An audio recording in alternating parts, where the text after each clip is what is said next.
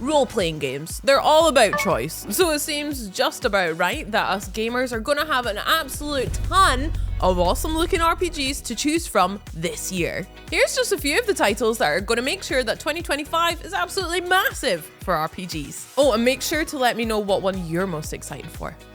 One game I know that we all must be really excited for is Avowed, which will be coming day one to Game Pass Ultimate and PC Game Pass on the 18th of February. So close! With game accolades like Fallout New Vegas and The Outer Worlds, Obsidian have already shown that they know exactly how to deliver deep action-packed first-person RPGs. Avowed has them returning to the fantasy realm of the Pillars of Eternity games. I love high fantasy, so I can't wait to dive into this world, and I've got a really good feeling that they're gonna nail this one. Avowed really lets you pick your own path through that realm too, with quests that can be started in a variety of different ways and the option to do things out of order. Heck, if you like, you can be a total agent of chaos and just run around chucking lightning bolts at people to see what happens. Maybe create a separate save file for that one though. Or, if you like your RPGs filled to the brim with soul-shattering, Souls-like combat, then have no fear, my little sadist, I've got you covered too.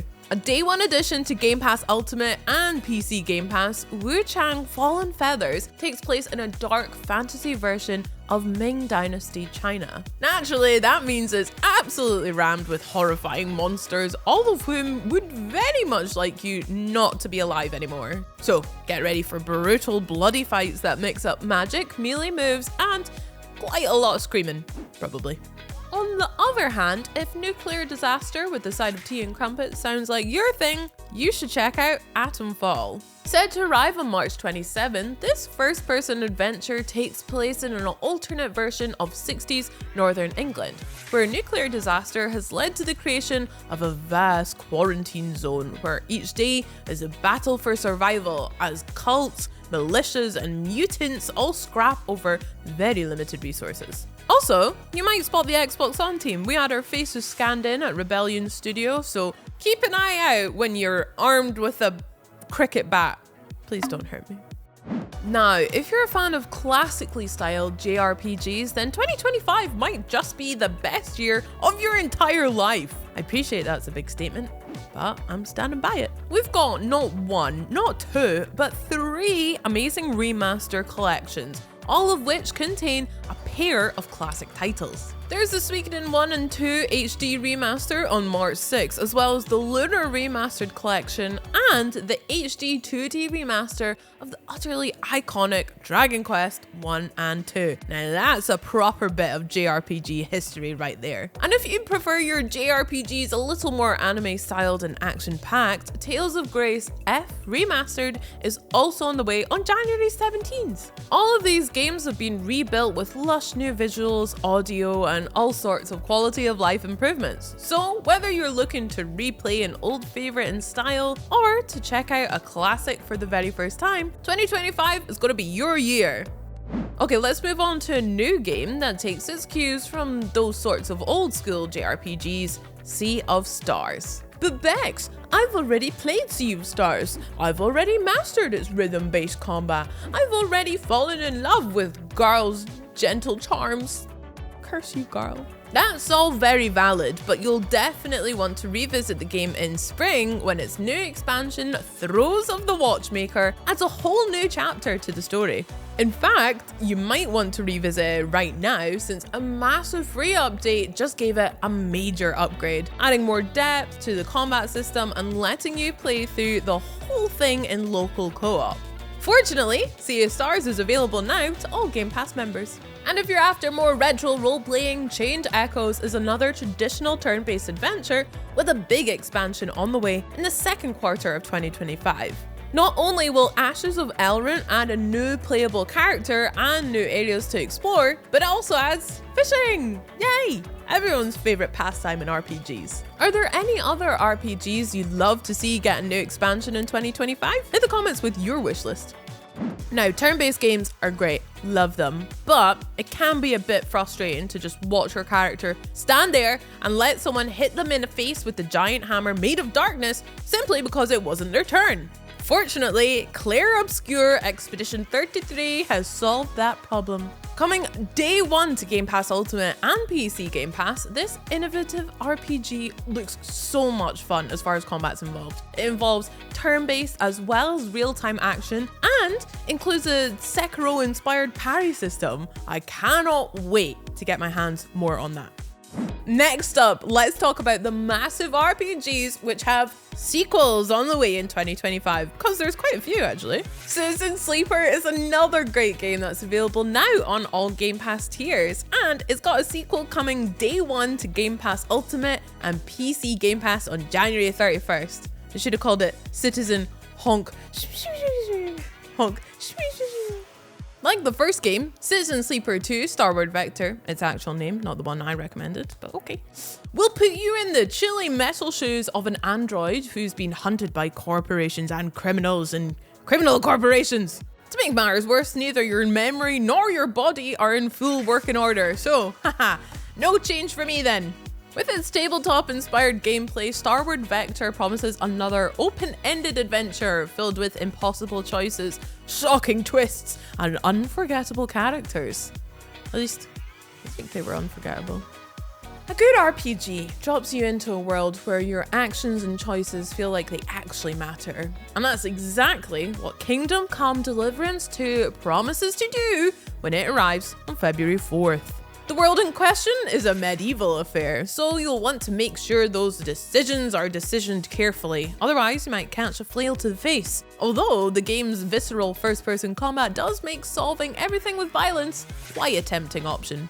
But there's so much more to do too, with a rich open world and a base story that apparently takes upwards of 80 hours to play through. Exactly how that story goes is up to you though. On February 21st, we'll be setting sail with Like a Dragon Pirate Yakuza in Hawaii. Goro Majima, a beloved character with an outsized personality and some depth perception issues, has lost his memory and responded by doing the only sensible thing, taking to the seas to reinvent himself as a modern-day pirate.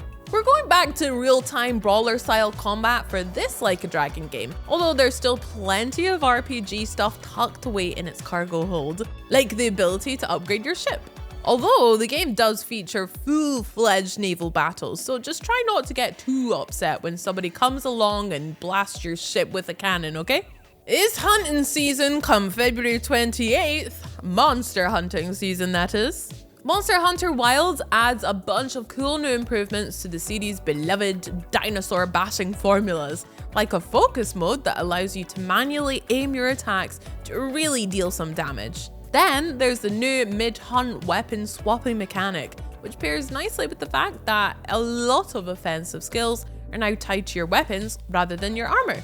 What it all adds up to is a Monster Hunter experience that is lighter on its feet and more flexible than ever before. And those are good qualities to have when giant lizards are constantly trying to eat you. The Borderlands series has really been flexing on us in recent years. It showed us that it could roll a polyhedral dice with the best of them with the D&D inspired adventure Tiny Tina's Wonderlands, and that it could spin one heck of a yarn with the Tales from the Borderlands narrative games. Now, call me basic, but this year I kind of feel like getting back to the shooting and looting that started it all, which is why I'm so excited that Borderlands 4 has set its sight on a 2025 release date. In case you don't know about Borderlands, expect lots of guns and lots of characters who don't seem like they should be allowed to have guns, and a whole lot of fun. Also on the docket for 2025, we've got Greedfall 2: The Dying World. The sequel flips things around. Rather than playing as a colonizer exploring a magical new land, you'll be playing as something stolen from that fantastical realm and brought to the old world.